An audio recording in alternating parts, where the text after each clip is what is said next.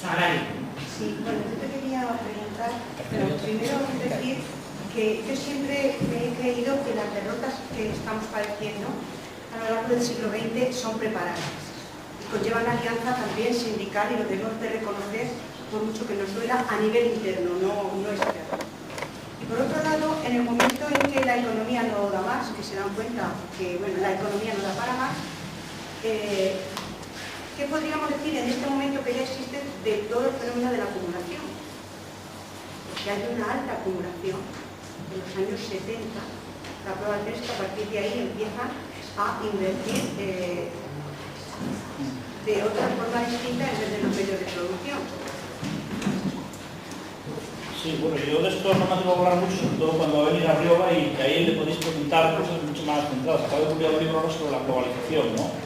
Pero hay muchas teorías sobre la crisis actual, hemos escrito cosas muy distintas, muy diversas, hay interpretaciones muy distintas, ¿no? Entonces, por ejemplo, lo que sí parece que hay en el capitalismo, a medida que yo sé algo con muchos de estos temas, ¿no? Hay un problema de tasas de ganancia pues, desde los años 70, es decir, la época de los grandes beneficios ha desaparecido. Es decir, entonces, ¿qué pasa? Que el capitalismo ha buscado mecanismos para recuperar estas tasas de ganancia. Mecanismos que tienen que ver, por ejemplo, con la mundialización, la globalización. La globalización es una estrategia también, en ese sentido, la llamada globalización no es un fenómeno inevitable, que tal, tiene unas estrategias, unos planteamientos, porque cuando se habla de globalización no solo se habla de mundialización, se habla de liberalización, ¿no? Eliminación de las barreras fronteras. Todo lo que es el capitalismo especulativo de los últimos tiempos, ¿no? Es decir, mecanismos que permiten extraer unos beneficios absolutamente brutales en muy poco tiempo, pero que en última instancia generan esa especie de burbujas, ¿no? Que de repente esto explota, porque evidentemente no se puede repartir más de lo que se ha producido, ¿no? Es decir, al final la riqueza social se sigue produciendo como se sigue produciendo de toda la vida, ¿no? Y lo que hacen es especular con ella, apropiarse de una parte mayor o menor a través de mecanismos especulativos, ¿no?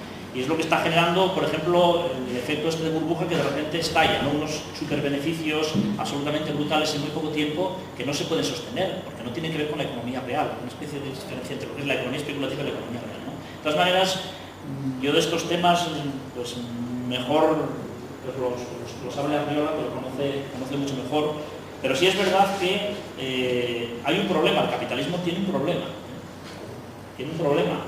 Bueno, de momento, como decía Perich, el humorista, que algunos de mi generación lo conocerían, ¿no? Y en un tiempo decía, no sé por qué la burguesía se preocupa por la lucha de clases, total la va ganando, ¿no? Bueno, pues el capitalismo la va ganando de momento, es verdad que tiene problemas, ¿no? Y no es casualidad, por ejemplo, que en medio de esta crisis haya empezado, por ejemplo, a producirse una cierta reactivación de la reflexión sobre el marxismo, sobre Marx, ¿no? Hombre, esto no es como en los años 70, cuando uno iba a las librerías y había una estantería entera de marxismo, ¿no? Una estantería enorme, de libros de marxismo, eso ya no existe, pero empiezan a aparecer otra vez libros, es decir, que el planteamiento marxista, la teoría marxista de las crisis, en fin, toda una serie de cuestiones que tienen que ver con el desarrollo del capitalismo más siguen interesando. Y a muchos economistas que se creían que habían llegado al ABC del no va más, de la sabiduría económica, con la economía que les dan en las facultades, que es economía neoliberal o economía liberal en términos generales, y que se dan cuenta de repente que Marx tiene muchas cosas que decir todavía, tiene muchas cosas que decir.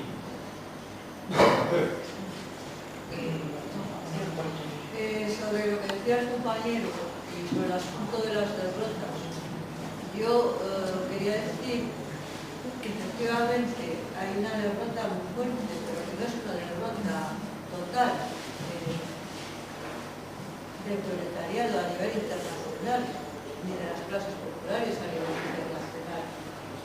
Que mientras nosotros estamos aquí perdiendo, en América Latina se están ganando batallas.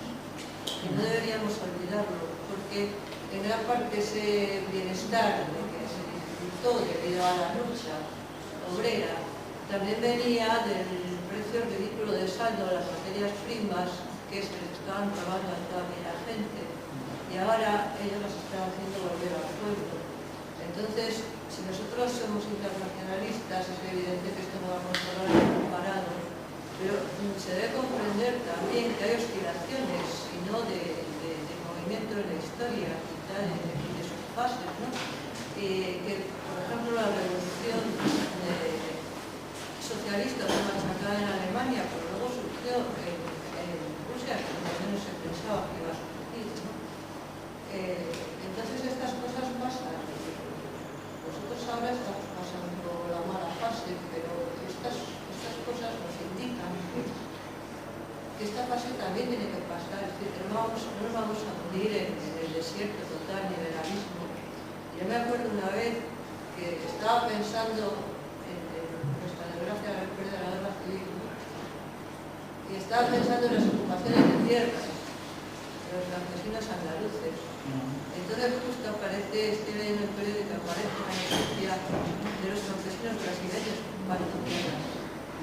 Y evidentemente ahí había habido elementos españoles que habían ido allí, es decir, nada se pierde. Y nosotros debemos pasar esta mala racha preparándonos para la siguiente, ¿no?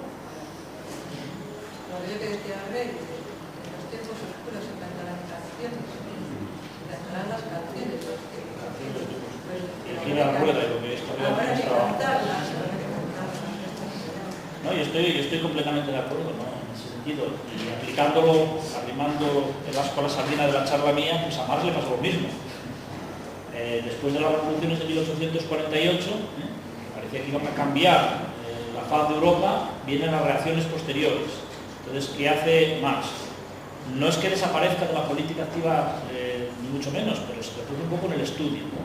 Dice, es el momento de reflexionar, hasta que llegue una nueva crisis, piensa él, Europa, y entonces hablamos nuevamente de condiciones revolucionarias. Y empieza a escribir, es cuando empieza a gestar toda su visión económica y cuando publica el Capital, etc. Llega luego la reactivación de la Primera Internacional y vuelve otra vez a la política activa en primer tiempo. Entonces, relega un poco la parte más teórica, aunque sigue elaborando teoría, aunque sigue reflexionando, y se dedica más a la política práctica. Es uno de los elementos fundamentales, una de las cabezas de la Primera Internacional, ¿no? La Primera Internacional se repliega otra vez, vuelve la derrota. ¿Y qué hace en los últimos años? Pues vuelve otra vez al estudio, pero resulta que no en su país, estamos hablando de lo mismo en América Latina, en Irlanda y en Rusia están surgiendo fenómenos nuevos. Coño, pues a ver si por aquí hay otras posibilidades. Los bolivarianos de ahora, pues a lo mejor son el Sinn Féin, los irlandeses o los populistas rusos, ¿no? Eso es evidente. Y yo creo que demuestra una cosa que dentro de la tradición marxista también hay que contemplar, ¿no? Que es verdad que la historia no avanza por unas vías únicas, unidireccionales y preestablecidas. Son muchas las contradicciones y hacen que en un momento determinado el conflicto, las posibilidades de cambio social en un determinado lugar y otros en otro. Quizás lo importante es ver que el proceso es general, pero no ni la revolución estalló en un país más desarrollado, ni tampoco necesariamente en un determinado ámbito geográfico. Es decir, hay situaciones y contextos que permiten en un momento determinado que los procesos avancen en unos sitios y en otros no. Yo creo que en todo caso lo peor de todo eso, pues probablemente es el fracaso de la experiencia histórica que parecía situar la posibilidad de transformación social de forma rápida.